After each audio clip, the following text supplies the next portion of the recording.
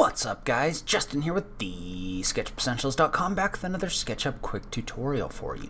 So in today's video I wanted to talk about some uses for hidden geometry and how you can use the hidden and visible geometry in your models in order to do different things. If you're looking for more great SketchUp tips, make sure you check out my free SketchUp tips guide at TheSketchUpEssentials.com/tips. Now let's go ahead and just jump into it. So I hadn't really talked about hidden geometry in a while, and I kind of wanted to go through why understanding the way that hidden geometry works is important and how you can use that. So before we get into the specific tips, I just want to do a quick reminder of the way hidden geometry works. So if you remember, if we go to View and turn on hidden geometry, there's geometry inside of SketchUp that you can't always see. So like for example, if I look at this cylinder is actually made up of a series of flat faces divided by these lines, which are hidden geometry. And so when I turn hidden geometry back off in the View hidden geometry toolbar, you can see how you don't see this, and SketchUp kind of merges the faces together visually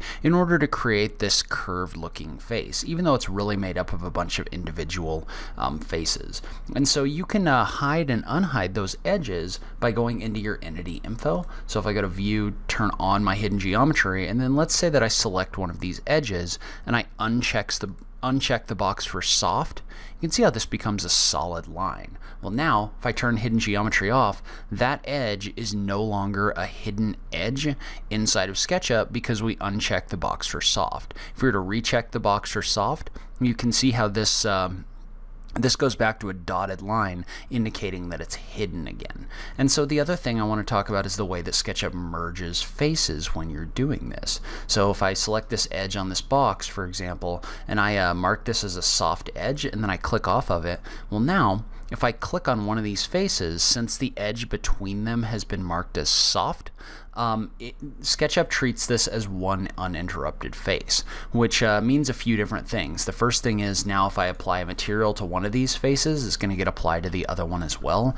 You also can't push-pull this anymore because you can't push-pull multiple surfaces at once, and that's really what this is multiple surfaces acting as one surface. And so the other option that you have inside your entity info for each one of these edges is the option for smooth. And you can see how if I check the box for smooth, this face shades differently. So what that means is SketchUp tries to visually smooth the transition between all of the faces that are connected by this hidden geometry. So if I was to uncheck this, you can see how these look different. If I check this, you can see how these are kind of shaded the same. And if I turn hidden geometry off, this doesn't really have too much of a difference between these two faces. So by checking or unchecking that smooth option, that can affect the way that your faces look inside of SketchUp. And so now that you have a general idea of the way this works, I want to talk about a few different things that you can do with this.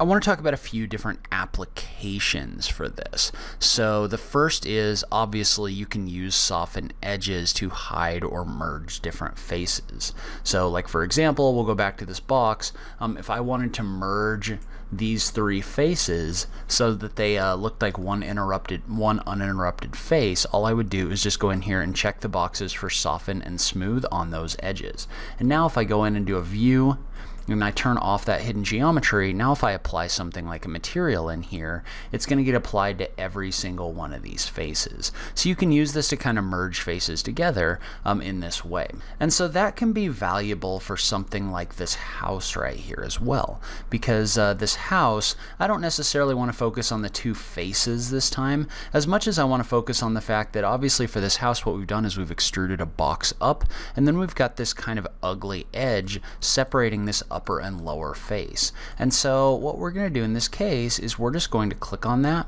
and we're going to soften that and smooth it.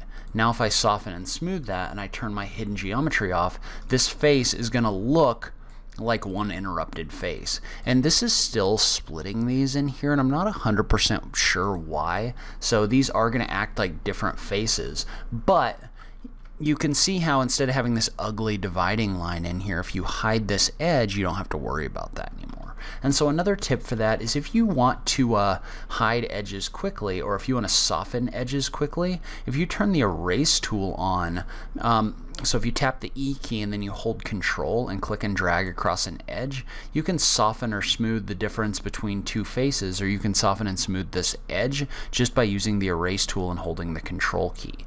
So if you want to come in here and soften and smooth a bunch of different edges at once, you can use the Erase tool to do that instead of having to go up into your entity info and check the box for these each individually.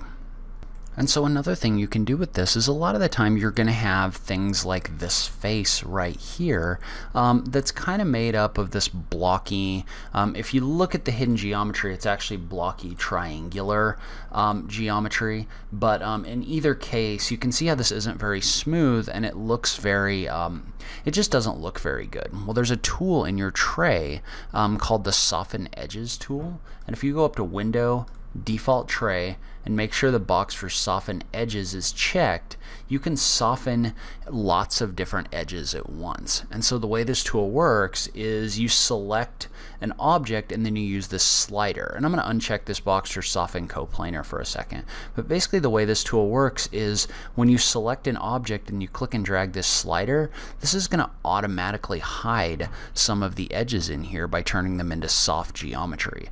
And so in addition, if you check this box for Soften Coplanar, it's also going to do that for the coplanar edges. So you can see how I was able to use this to soften and smooth all the geometry in this surface really easily. So that's something that you can use if you ever get like let's say for example that you have a circle like this one, and let's say this curve got exploded and then you pull this up, you can see how this geometry doesn't come in here as softened geometry. Well, you could select this really fast and just use this tool to soften and smooth all of that in order to fix this really quickly. And so another thing you can use the hidden geometry for in SketchUp is you can actually turn this hidden geometry on and use it for inferencing. So like for example, let's say that I had this sphere over here, and I'm going to go ahead and I'm going to put this in a group, but like right now, if I wanted to take this sphere and place it on top of this cylinder, that gets a little bit tricky, trying to find like the center point and then center it on top of a point over here because you're not really sure where that is. Well, if you were to come in here and you were to turn hidden geometry on, you can actually use this for an inference point. So like for example, I could take this object and I could rotate it, and I'm going to actually rotate it 90 degrees, and let's say I wanted this point to be on top of this point right here. You can see how since I've turned hidden geometry on, my mouse will inference to these points. It's kind of acting like normal geometry in that sense. So what I can do is I can click on this point right here, and then I can really easily come and click on this center point right here in order to place this object on top of this other object. So you can see how by turning that hidden geometry on, you can use this as kind of a target point to place something. Then if I turn that back off, then you can't even tell that you use that to do that.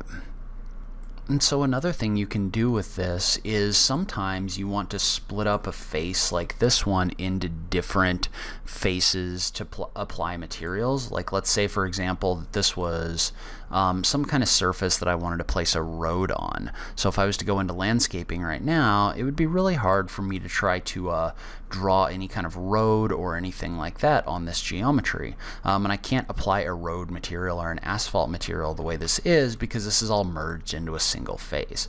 However, if I was to go in here, turn on my hidden geometry, and we'll just go straight up and down for simplicity's sake, but let's say I was to select this edge and this edge, and I was to unsoften them like this and then turn my hidden geometry back off. Now this has been split into 3 separate faces, meaning I can come in here and I can apply a different material to each one of these. So I could apply like a ground cover over here, a grass, and then I could also apply something like an asphalt material. So you can use this to split different faces up in order to be able to apply different materials. Not only does that work for roads, but let's say you have something like this cylinder, for example, and let's say you wanted to apply 4 different materials to this. Well, what you could do is you could select this edge, this edge, this edge, and this edge. So I'm just doing a shift click to select each edge. If I uncheck the box for soft, and then I turn my hidden geometry back off, you can see how now each one of these faces acts independently of the others. So that means I could apply like a red over here, a yellow over here. So you could use this to split this up so that you can apply different colors in whatever way that you want to.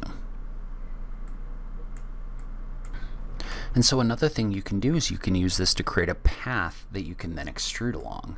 And so this can be a little bit of a workaround just because it kind of acts a little bit weird. But what you could do is you could do a view, hidden geometry, and you could just select this edge.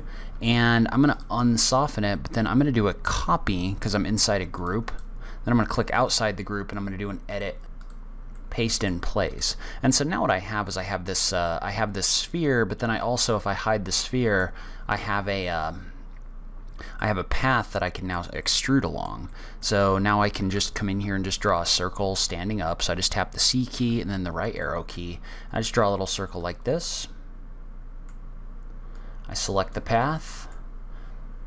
And then I use the follow me tool to extrude that along the path. And now I can come in here and unhide. Whoops. My sphere, and I can turn my hidden geometry off. So you can see how I was able to use that in order to extrude along this path right here. So that can be really useful for finding paths that are otherwise a little bit tricky to work with.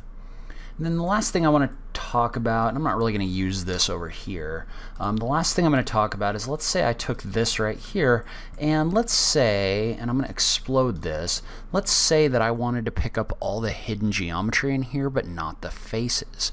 Well, what you could do is you could select this whole object. So you can see I just dragged my mouse across it, and I may deselect this base. For this example, so what I have is I have this face on here. Well, if I go to view and I turn on hidden geometry and then I hold the shift key and click and drag across this, you can see I can select all of that hidden geometry without selecting the actual faces. And I could actually use the move tool in copy mode to create a copy of these. So you can see I was able to really easily pull the edges here completely separately from my object over here. So if you wanted to create like a frame or something like this, now you could take this and extrude things along the paths or do different things like that. So once you get an idea of the way the hidden geometry in SketchUp works, you can start making it work for you. So that's where I'm going to end this video. Leave a comment below. Let me know what you thought. Was this helpful to you? Did you know you could do all these things? I just love having that SketchUp conversation with you guys. If you liked this video, please remember to click that like button down below. If you're new around here, remember to click that subscribe button for new SketchUp content every week. If you like what I'm doing in this channel, please consider supporting me on Patreon. Every little bit helps, even if it's only $1 a month. So make sure you check out that link in the notes down below. But in any case, thank you so much for taking the time to watch this. I really appreciate it. Now we'll catch you in the next video. Thanks, guys.